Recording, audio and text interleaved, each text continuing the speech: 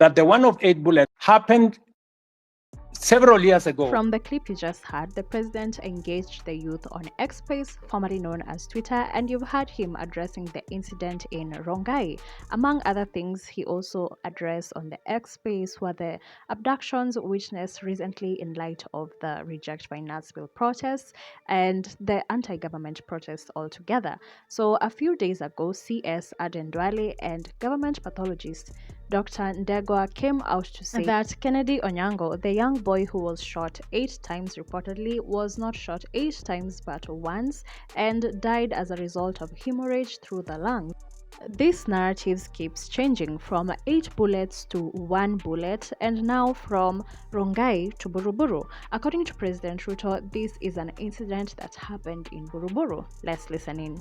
The Kenya Human Rights Commission said 157 Kenyans have been, there was a massacre in Githurai. That was not true. And for your information, even the BBC, on hearing such, outrageous allegations, went to investigate. And if you listen to the BBC, they say there was no such thing. In fact, one Kenyan unfortunately lost his life in Githurai. Let me go to the situation which was which happened in Rongai, where we lost a young Kenyan. The situation in Githurai was that a criminal in Rongai, a criminal assaulted the police, took over the firearm of the police, and shot, and unfortunately that bullet went and killed a young Kenyan. And unfortunately, again, and we have to be honest with one another, it was said that this young Kenyan was pumped with 8 bullets. That is also not true in Rongai, And so there is a lot of information out there in the social media propagated by people to try and create a situation that did not exist. In fact, I heard Kevin say, I was asking the one who, did he die?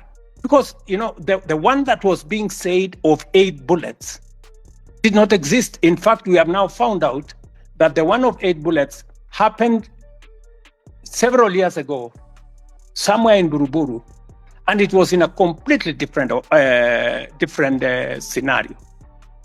But on Rongai, I was very clear. I had the benefit of information, and I spoke to that information. The same narrative I gave when. There you've had it. The president has dismissed the incident from 8 bullets to an incident that happened entirely in a different place under different circumstances, despite all the overwhelming evidence that we have seen on social media. He also weighed in on the Githurai massacre that haven't been covered efficiently, that we can't say much about it, in as much as we saw the police there acting with full force.